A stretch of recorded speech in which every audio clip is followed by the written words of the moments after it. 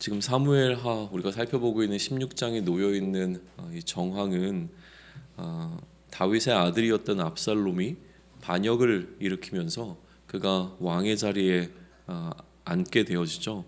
자신이 왕이라고 하는 사실을 헤브론에서부터 선언하면서 본격적으로 그의 반역의 여정은 시작되었고요. 다윗은 그의 백성들의 일부와 함께 이 압살롬의 칼을 피하여서 예루살렘으로부터 떠나서 좀 도망하고 있는 피난길의 여정 가운데 있습니다. 오늘 16장은 그 피난길의 여정 가운데 펼쳐지게 되어지는 에피소드와 또 장면이 그러니까 치점을 좀 바꿔서 예루살렘에서 그러면 있었던 그러니까 다윗이 떠난 예루살렘에서 있었던 사건 한 가지를 기록하고 있습니다. 그렇게 세 가지 에피소드가 등장하게 되어지는데요. 먼저 첫 번째 에피소드를 좀 보시면 사울의 집안이 이제 몰락하게 되었는데 그럼에도 불구하고 유일한 생존자로 지금 발견된 그 무비보셋이라고 하는 사람이 있었습니다. 그리고 그 무비보셋의 종이었던 시바가 오늘 다윗을 찾아오게 되어지죠. 이 사울의 집안의 유일한 생존자였던 무비보셋은 요나단의 아들이었는데 그는 어렸을 때 사고로 인하여서 두 다리를 절게 되어지는 자였습니다. 그러니까 누가 보더라도 다윗의 왕권을 도전할 만한 그러한 어떤 외적인 뭐 자격이라고 해야 할까요? 그런 것을 갖고 있지 못했던 자로 여겨져서 또 특별히 다윗에게로부터 좀 선대함을 받았던 인물이 이제 무비보셋이죠. 시바는 원래 사울의 종이었는데 사울의 집안의 부동산을 관리하는 집사의 느낌이 훨씬 더 강합니다. 어쨌든 사울 집안의 재산을 관리하고 있던 자를 다윗이 오히려 이 무비보셋에게 좀 넘기면서 무비보셋의 종이 되도록 했고요. 그 상황 가운데서 시바가 지금 나귀 2마리에다가 여러 먹을 것과 마실 것을 준비해서 다윗을 찾아오니 이제 다윗은 시바가 이렇게 자신을 따로 찾아와 이러한 행위를 하는 것에 대한 의도를 묻게 되어지죠. 그러나 시바는 특별한 의미가 없고 그냥 쓰시고 드시라고 가져왔다라고 이야기를 합니다. 그러자 다윗은 시바에게 그러면 너의 주인, 다시 얘기하면 이 무비보셋은 어디에 있는지를 이제 묻게 되어지죠. 그때 이제 시바가 무비보셋은 오히려 예루살렘을 향해서 갔고 예루살렘에 지금 머물고 있다라고 이야기를 합니다. 다들 이제 예루살렘을 떠나고 있는 상황 가운데 무비보셋은 오히려 예루살렘에 남아 있었던 이유가 무엇이었냐면 이스라엘 족속들이 무비보셋에게 다시 그가 사실은 물려받았어야 될 그 왕위를 주겠다라고 이야기하면서 이 무비보셋을 중심으로 해서 또 다른 어떤 반역이 지금 일어나고 있다라는 어떤 뉘앙스가 담겨 있는 내용을 이 시바가 다윗에게 이야기하게 되어집니다. 그래서 무비보셋도 이제 왕위 찬탈자로 지금 이야기를 하고 있는 것이죠. 그런데 이렇게 이야기하는 시바의 이야기를 대부분 부정적으로 해석합니다.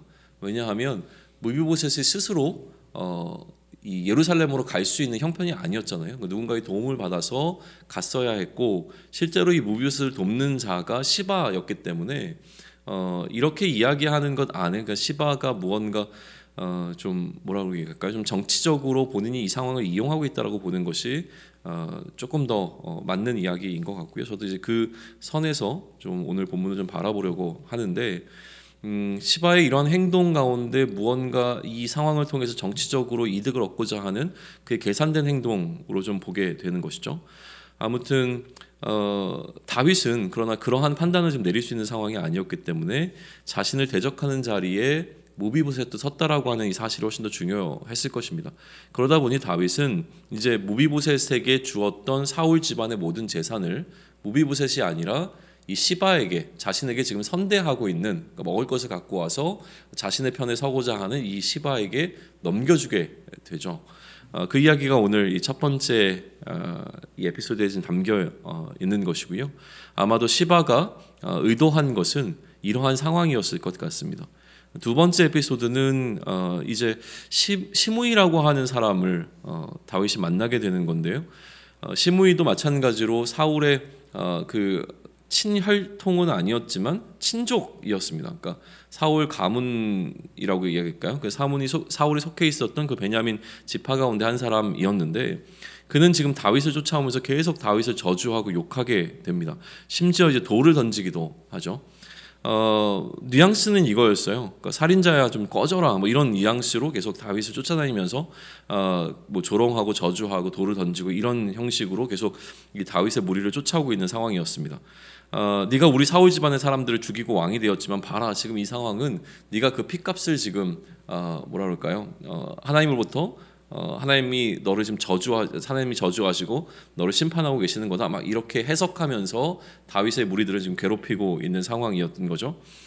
그러니까 이제 다윗의 신하 가운데 한 사람이 참지 못하고 이 저주하는 시므이를 죽이겠다고 나섭니다. 그런데 그때 이제 다윗이 만류하죠. 낫도라. 세 가지 이유를 이야기합니다. 첫 번째, 네가 그렇게 흥분할 일이 아니다. 이 시므이라고 하는 사람이 지금 저주하고 있는 대상은 네가 아니고 나이니까 일단 낫도라. 그리고 두 번째는 그렇게 자신을 저주하는 이유는 하나님께서 그에게 시키신 일이니까 그 하나님께서 시키신 일이니 의미가 있지 않겠느냐 그냥 놔두어라 라고 이야기를 하고요. 세 번째는 내 아들도 지금 나를 죽이려고 하는 마당에 사울의 같은 이 가문인 사람이 나를 이렇게 저주하는 그 마음은 어떻겠느냐라고 하면서 그냥 그를 죽이겠다라고 하는 그 신하의 그 요청을 좀 거절하게 되는 장면이 등장합니다.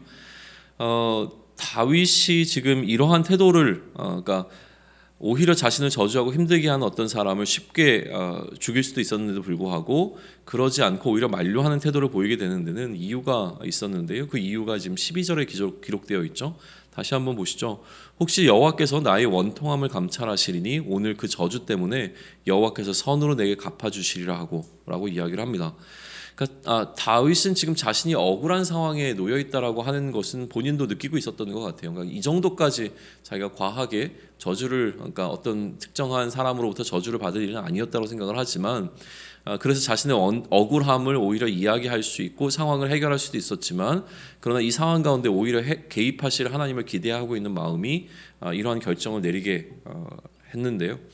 결론에서 다시 한번 이 다윗의 이 마음에 대해서는 우리가 또 생각해 보면 좋을 것 같습니다. 아무튼 시므이는 계속 이 다윗의 무리를 쫓아오면서 그러한 방식으로 저주하고 있었습니다. 이게 두 번째 에피소드고요. 이제 마지막 에피소드인 세 번째는 이 다윗의 피난의 여정이 아니라 다윗이 비우고 떠났던 예루살렘으로 이 시점이 옮겨지게 되어집니다. 압살롬과 모든 이스라엘 백성의 반역자들이 예루살렘에 도착한 장면부터 출발을 하게 되어지는데요. 소위 다윗의 브레인이었던 다윗의 그 책략가인 아히도벨도 압살롬의 편에 서서 압살롬과 함께 하고 있다는 것이 다시 한번 강조가 되면서 시작이 되죠. 그리고 다윗의 친구라고 소개되어지는 후세도 마찬가지로 예루살렘에 도착합니다. 이 후세는 다윗의 명령으로 첩자와 같은 역할, 그러니까 사명을 받고 이 예루살렘으로 지금 들어오게 된 거였잖아요. 그리고 이들이 이제 만나는 조우하게 되어지는 사건부터 출발을 하게 되어지는데 후세가 압살롬을 찾아왔던 것 같습니다. 그리고 압살롬의 호의를 얻기 위하여서 왕이여 만세라고 하는 어떤 그 좀 우호적인 그 태도를 보이면서 압살롬 앞으로 나아갑니다. 그러니까 뭐 이제 학자들 가운데서는 여기서 명확하게 왕이 누구냐라고 하는 이야기를 호칭을 부르지 않았다. 다시 얘기해서 압살롬을 왕으로 부르는 것은 아닐 수도 있다라고 이제 이야기를 하는데 그건 뭐 학자들이 좀 하는 이야기인 것 같고 아무튼 압살롬의 입장에서 보게 되면 다윗의 최측근에 해당하는 후세가 지금 자신을 향하여 왕이라고 인정하면서 나오고 있는 장면처럼 여겼을 거란 말이에요. 그러니까 이 압살롬이 후세에게 묻죠. 너는 다윗의 절친이면서 지금 너의 절친을 따라서 도망가지 아니하고 그 다윗과 함께 있지 않고 지금 여기 이렇게 와가지고 나한테 나를 왕으로 부르면서 이렇게 하는 또 의도가 뭐냐 이런 방식으로 또 질문을 합니다. 그랬더니 후세는 이렇게 이야기하죠. 이제 하나님과 백성들이 선택한 왕은 다윗이 아니라 압살롬입니다. 그러니까 내가 이전에 다윗을 섬겼던 것과 마찬가지로 이제는 당신을 나의 왕으로 섬기겠습니다 라고 하는 이야기를 합니다. 물론 이것은 거짓이었겠지만 아무튼 그렇게 이제 충성을 맹세하는 장면이 등장하게 되어지죠. 이제 스토리는 아히도벨과 그 후세가 압살롬의 측근이 되어져서 서로 좀 상충되는 의견을 계속 제시하게 되어지는. 그래서 뭐 우리 그러니까 뭐 그런 건 아니겠지만 우리에게 익숙한 방식으로 좀 이해하자면 우리의 이제 왕이 뭔가 통치를 하면 오른쪽과 왼쪽에 항상 좀 정치적인 입장을 달리하는 두 그룹이 서서 뭐 왕이여 통촉하여 주옵소서 이런 얘기를 하는 어떤 뉘앙스가 되는 것 같아요. 그래서 아히도벨과 후세가 각각 이 압살롬을 위하여서 뭔가 조언을 하고 책략을 제시하게 되어지는데 그 이야기를 듣고 이제 압살롬이 무언가 통치를 하게 되어지는 장면으로 흘러가기 시작을 합니다. 오늘은 아히도벨이 의견을 제시하고 그것에 압살롬이 따르는 내용만 지금 기록되어져 있는데요. 거기까지만 좀 한번 살펴보시죠. 아히도벨이 첫 번째 지금 제안한 것은 무엇이냐면 다윗 왕이 남기고 떠난 그 후궁 10명을 10명과 이 압살롬이 동침하라고 하는 제안을 하게 되어집니다. 그 이유에 대해서는 다윗과 압살롬의 관계가 이 적대적이라고 하는 것을 더 선명하게 할 필요가 있다. 태도를 좀 분명히 할 필요가 있는데 그 분명히 하게 되는 방법으로 이 선대 왕이었던 다윗이 남기고 떠난 10명의 후궁과 동침하는 것을 통하여서 그것을 좀 나타낼 수 있을 것이다라고 제안을 하게 되죠. 그래야 사람들이 이 압살롬이 다윗을 대적하고 있는 것이라고 하는 것이 더 선명해지고 그것이 지금은 이제 유익이 되는 상황이라고 제안을 하게 되는 겁니다. 압살롬 편에 지금 서 있는 사람들의 입지가 더 분명해지기 때문으로 좀 이해되게 되는데요. 하나의 퍼포먼스로서 이 일이 지금 행해지고 있는 겁니다. 그래서 많은 사람들이 압살롬이 다윗을 분명히 좀 대적하고 있다라고 하는 것을 보여주라는 이야기를 하고 있는 것이죠. 그리고 그러한 방식으로 모든 사람들이 알 수 있도록 옥상에다가 장막을 치고 그곳에서 아버지의 후궁들과 더불어 동침하게 되어집니다. 23절은 아히도벨이 당시에 굉장히 큰 힘을 가지고 있었다라고 기록하면서 마무리가 되어지는데 실제로 통치의 실권이 아히도벨에게 있었다라고 평가되어지고 있는 것이죠. 마치 하나님이 이 이스라엘에게 뭔가 명령을 하는 것과 마찬가지의 어떤 그 권위를 이 아히도벨이 갖고 있었다라고 하면서 마무리가 좀 되어집니다. 오늘 이야기를 이제 묵상하실 때에 동일한 상황이 사실은 펼쳐진 거거든요. 지금 이 여기에 놓여 있는 모든 사람들은 다윗과 압살롬이 서로 지금 대적하고 있는 상황이라고 하는 동일한 어떤 동시대를 살아가고 있는 사람들이란 말이에요. 동시대를 살아가면서 동일한 어떤 사건 속에서 각 모든 사람들이 하나의 사건을 좀 대하고 있는데 그 하나의 사건이 펼쳐지는 가운데서 각각의 등장하는 사람들이 어떠한 태도를 보이고 있는가에 좀 집중해 보시면 나름대로 좀 의미 있는 묵상이 되지 않을까라는 생각을 좀 해봅니다. 우선 시바를 다시 한번 생각을 해보시죠. 이 시바라고 하는 사람에게 지금 펼쳐지고 있는 상황은 자신이 무언가 유익을 얻을 수 있는 절호의 기회로 여겨졌던 것 같습니다.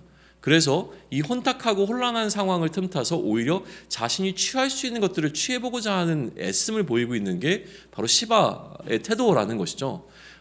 이렇게 좀 비유하면 뭐 될지는 잘 모르겠지만 우리가 지금 동일하게 겪고 있는 이 어떤 코로나라고 하는 이 어려움 가운데서 이것을 어떻게든 극복해 보려고 하는 사람들의 일반적인 어떤 흐름이 아니라 이 상황 가운데서 내가 무언가 유익을 취해보고자 하는 사람들도 존재했잖아요. 마찬가지라는 거예요.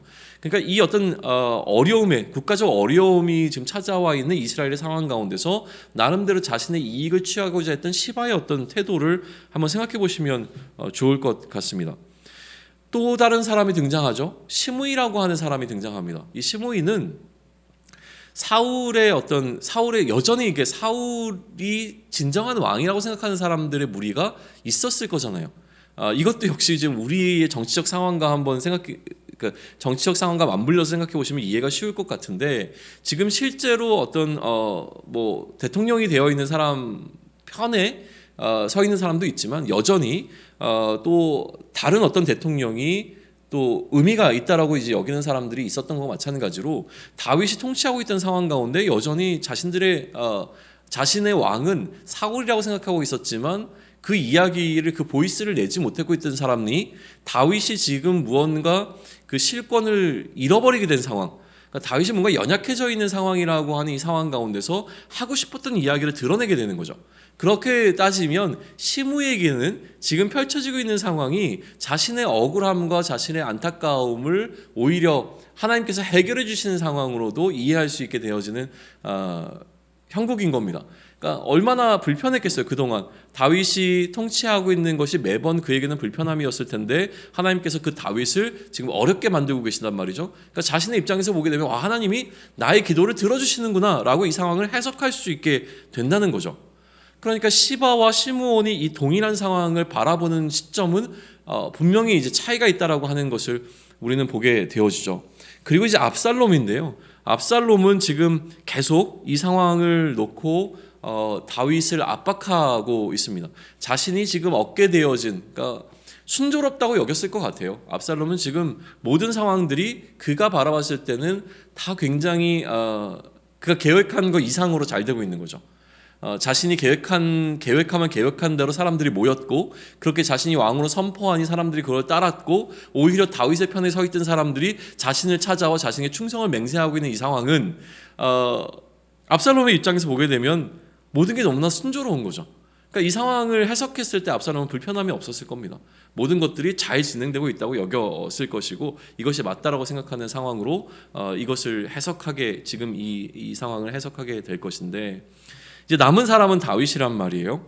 그러다 보니까 이제 다윗은 이 상황을 어떻게 바라보고 있는가라고 하는 것인데,